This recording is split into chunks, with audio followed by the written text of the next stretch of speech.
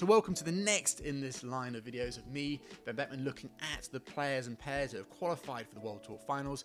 This video is the fourth video of 5. I'm going to be looking at the women's doubles. Now in the women's doubles, Japan, Korea and China have dominated this women's doubles discipline and done so for 10 years or so, although at the number 1 spot, the number 1 qualified pair, the top seeded position, is not from any of those 3 countries. It is from Malaysia, and that is Pearly and Thinaah. And so I'm going to talk about them first, because as with all these videos, I'm going in the order that they qualified. So number 1 qualified as top, all the way down to the final qualification spot at 8. And like I said, Pearly and Thinaah of Malaysia qualified as number 1, and they done so by having a quite brilliant year. They got the world silver medal. They came runner-up in an agonizingly close final against Lu Shangshu and Tang Ling of China in Paris earlier this year.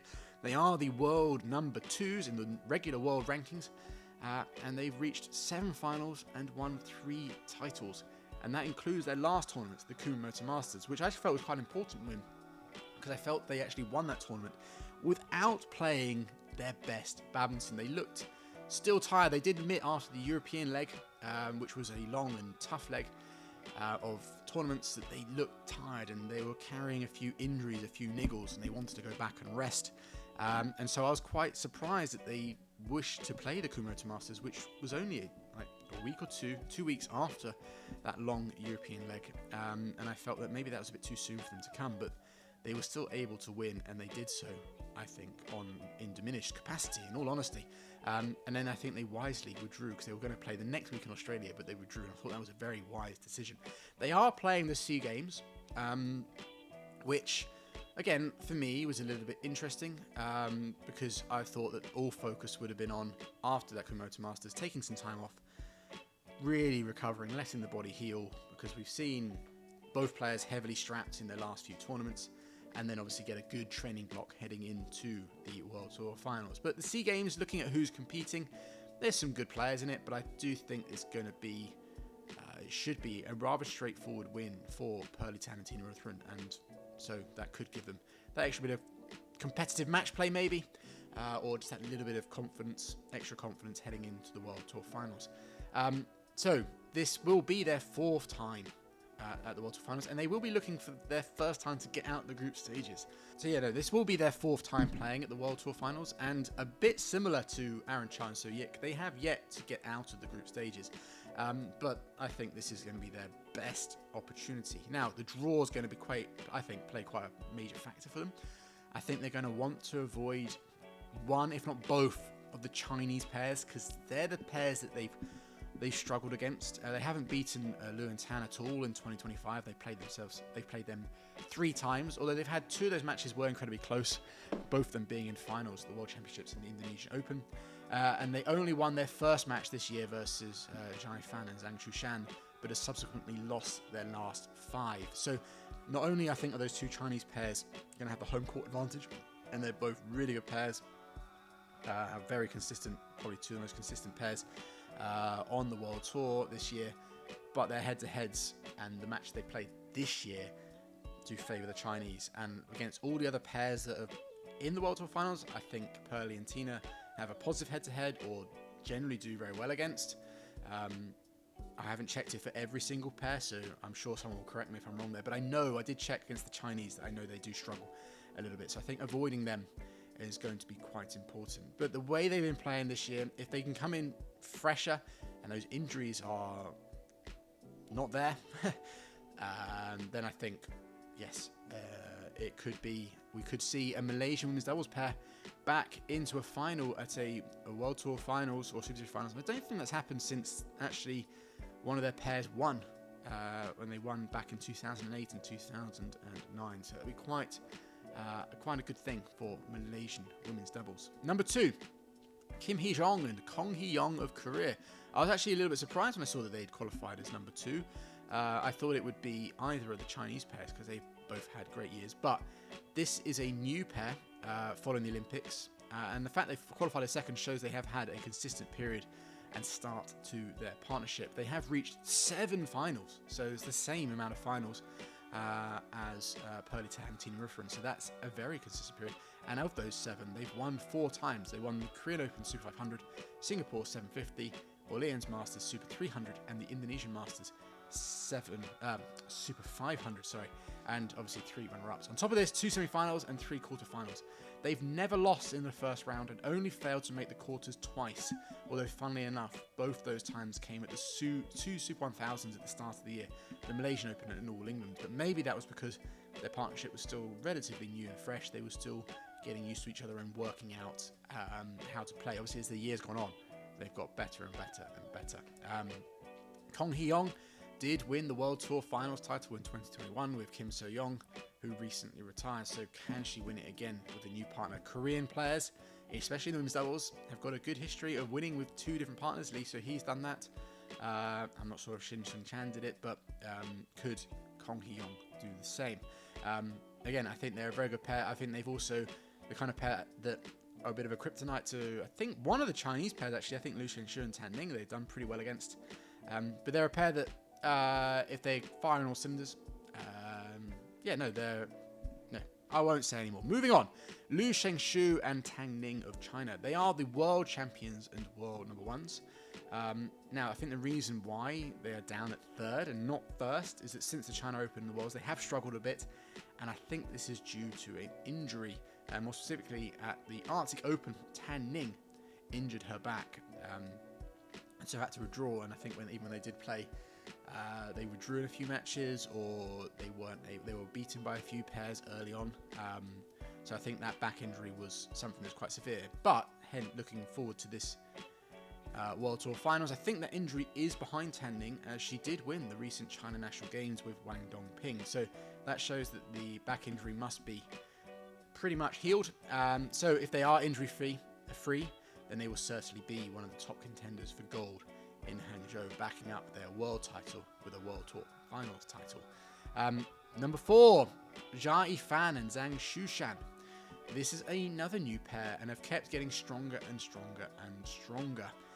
If you look at their results throughout the year, they did start out pretty well. I think they reached the final of the Malaysian Open Super 1000, but since then, I just think, and also just watching their performances, they've just been getting better and better and better. They haven't played with each other since the China Masters, as Jia Yifan teamed back up with their old partner Chen Qingchen for one final run of tournaments. But before that, they did reach 3 consecutive finals, winning the last 2, which was the China Masters and the Hong Kong Open. I think these 2 are getting better results as they're getting more and more used to each other, and both seem to have developed more crucial skills for their partnership. So I think Zhang Shushan has definitely developed her rear court. She was always a little bit weak there, lacking a little bit of firepower, but I think her power and her variety from there is better, and her placement to kind of set up Jia Yifan. And talking of Jia Yifan, I think her front court, especially her ability to finish rallies, has got stronger and stronger and stronger. This was actually, I noted this when she was playing with Chen Qingchen. Usually Chen Qingchen was the front court player with her mixed history, and Jia Yifan was kind of the setup player at the back, but Chen Qingchen and Jia Yifan actually worked better in their little final round tournaments when they were the other way around, and I think that's a real testament to how much Jia Yifan has improved her front court play. They didn't medal at the World Championships, but that was mainly because they were drawn in the same quarterfinals as their compatriots Liu Xingshu and Tan Ning. I think if the Chinese are kept separate, then it could very well be an all-China final. Jia Yifan has got a lot of experience at winning the World Tour Finals. If she is able to win this year, it would be her 5th end-of-year final. That would be the most in women's doubles. She already holds that record, but that is with obviously her partner Chen Qingchen, so they share that record. If she's able to win it with Zhang Shushan, then she would win. She would make it a 5th World Tour Finals title, which is absolutely crazy. My only concern for this pair is that the time off they've had with each other, so they couldn't keep their momentum going. They obviously were building a lot of momentum with winning their last 2 tournaments together, and then they had their little split, and Zhang Shushan wasn't even playing on the World Tour. I've heard a few rumours that maybe she was slightly injured, but she's not injured now, because I'm pretty sure she's played the China National Games, and she's playing in the China Super League. But talking of that China Super League, I don't think they're on the same team. So again, it's going to go through periods where they won't be playing together. So will this affect their preparation? I think when it comes to China and big tournaments, they usually find a way around this. But just something for me just lays a few seeds down, and just a little bit of concern is they haven't played together in a few months. and will the China Super League and the fact I think they're in different teams, will that affect their preparation? So, but in all honesty, they're one of the best. Based on their last time they were playing, probably one of the most consistent, if not the best pairs in the world right now. Number 5, Yuki Fukushima and Mayu Matsumoto of Japan. Another relatively new pair formed from 2 very formidable and decorated partnerships. Yuki Fukushima was originally partnered with Sayaka Hirota, and they were 3-time World Tour medalists, 2-time Ace champions, former one-on-ones, and All England champions. And Mayu Matsumoto was formerly partnered with Wakana Nagahara, and they were 2-time world champions and world number 1s. They started off this year in the best possible way. They won the first tournament of the year, the Super 1000 in Malaysia. And then they backed this up by reaching the final of the All England, the next Super 1000. So they had an absolutely brilliant, blinding start to their partnership. But since then, it's gone a little quiet for them. They're still doing well, mainly quarterfinals. You don't see them losing in the first certain round too often. And recently they did win the French Open Super 750, which has kind of fired them back into the limelight. But I think they, again, like a number of players are spoken of, they've flown under the radar a little bit. And I think this is because their results have dipped in comparison to the first half. You reach the 2 finals and win one of them, the first 2 Super 1000s, and then you don't replicate that the next 2. The World Championships, they weren't able to do all too much. Then, of course, you're going to kind of slightly get less attention on you.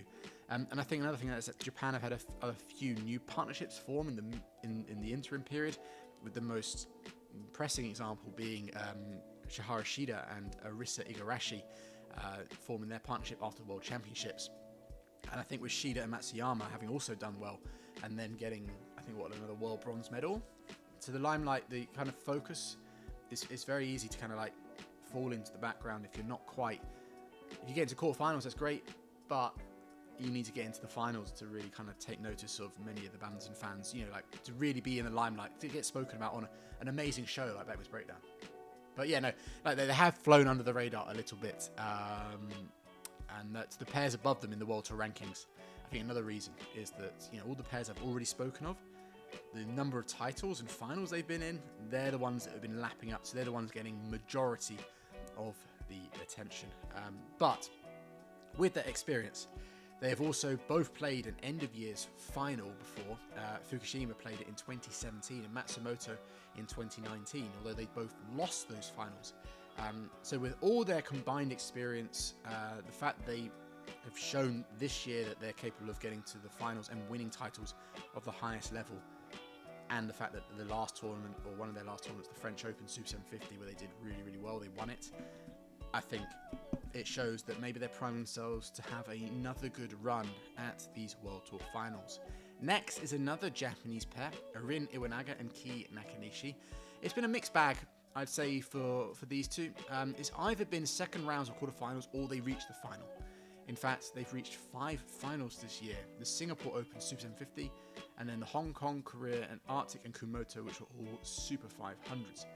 However, they have lost all 5 of those finals, and in a number of those finals that I recall, I didn't think they performed their best. So it's been a bit similar to what I said about Alfine and Fikri in the men's doubles in a previous video. You can go back and watch that if you haven't seen that already. But I said that if you compare how they play up into the final and then compare it to the final, there's something that's there's like a wall or something that's holding them back. Their performances aren't so good, and I think the best example was in the Kumamoto Masters, where they played Pearly, Tan and Thinaah. I mentioned that final that I thought Pearly and Thinaah won without playing like fantastic badminton or to their very best of their ability, and that was definitely most notable in the final. I thought Pearly Tan looked absolutely exhausted in that, and Iwanaga and Nakanishi just weren't really able to capitalise on that in their semi-final, where they beat Kim Hee-jong and Kong Hee-young, who a pair I already mentioned. They played really, really well, but in the final against Pearly and Thinaah, they just weren't able to bring that level. So they are a very capable pair, and have been the thorn in the side of pairs like the World Championships. World champions, Liu and Tan. Their head-to-head is 3-all. But for them, I think if they can get through the groups, then with their track records in semi-finals this year, we could see them making the final. And then the big question mark, if they are able to make the final, is how they perform in that final. Can they finally get over that that barrier, that something, whatever it is, that mental block or something that's stopping them from delivering wins when it gets to the finals. But yeah, no, they are a very capable pair, and they'll be very dangerous for all the pairs in this tournament. Number 7, Baek and Lee So-hee. They are the defending champions, and in fact, they've actually been in the final of the last 2 World Tour finals. In 2023, they lost to Chen Qingchen and Jia Fan. So they clearly like playing on the red courts of the World Tour finals, and the question, as you can tell, is probably, can they make it a 3rd time in a row? Now, in 2024, when they reached the final, when they won, that World Tour finals kind of redeemed their season, because 2024 was a real markdown in titles and finals from 2023, where they had an absolutely fantastic year. However, in 2024, they did still win 2 big Super 1000s. So they did win the All England and the Indonesia Open. So they kind of, in 2024, had a year where their results overall weren't as strong as 2023, but they still won 3 very big tournaments. In 2025, it's been another markdown. So that's a definite doubt and question mark over whether they can retain their title or even make it a 3rd World Tour Finals title. In 2025, they've only reached 2 finals. One was a Super 300, the Orlia Masters, which they lost, and they did, although fair to them, win the Denmark Open Super 750. They've qualified through pretty consistent quarter and semi-final reaching results, only failing to get to the quarterfinals once this year, and that was the All England, where they lost in the 2nd round. So, like I said, it's been a mixture of semi-finals and finals, and with this being the World Tour Finals being the top 8 pairs, they will need to up it to put out a 3rd final or defend their title. But like I said at the start, they do have the capability and historically do enjoy this tournament. But like I said, 2023, they were constantly in finals. 2024, that reduced, but they still won big tournaments, including the World Tour Finals, the All England and the Indonesia Open. This year, it's been another drop down. So it's just a little bit of a, like, whilst they do usually play well at World Tour Finals, they like it there. I think those results just leave a little bit of a doubt. But, you know, like with all these pairs, very, very capable. And then the last pair from Chinese Taipei, Hsieh Shan and Hung Yun-zu. So they played 19 tournaments this year, so another Chinese Taipei pair that have played a lot. Definitely the most of the pairs that have qualified. Now, I'll be honest with you, I don't know too much about this pair. They reached 2 finals this year, Taipei and Macau, and they're both Super 300s. So one of the lowest level tournament that goes towards the World Tour for World Tour Finals qualification. This will be their debut at the World Tour Finals, and in all honesty, I just hope that they can enjoy this experience. I don't really know too much about this pair, so I can't really say too much on them, much more. If anyone has any information on them, then please feel free to add it in the comments. And alongside that, add your comments on all the pairs, because that's the end of me talking about. That is all the 8 pairs for the women's doubles at the World Tour Finals. Yeah, add all your thoughts and extra context and all the good stuff. Let's get some good conversation flowing. I hope you join me in the next video. It's going to come up on the screen very shortly, where I talk about the final event, the last 8 pairs that have qualified for the World Tour Finals, and that is in the mixed doubles.